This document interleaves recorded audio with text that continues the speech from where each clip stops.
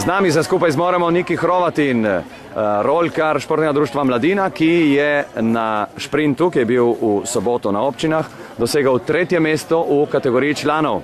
Kako je šlo torej? Si zadovoljen s svojo tekmo?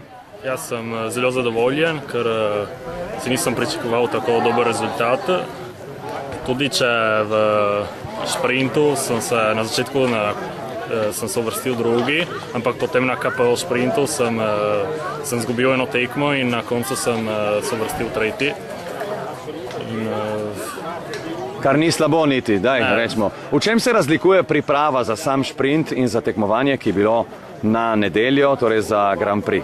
Da praktično v šprintu vadimo v glavnem štarte, ker je tisti najbolj kritični del, ker je treba vsako stotinko si prislužiti, absolutno vse, ne? In medtem ko za dolge razdalje je treba več taktike verjetno, tudi v Reber in delati veliko kilometrov in tam je trening. No in kako je šlo na Grand Prixu?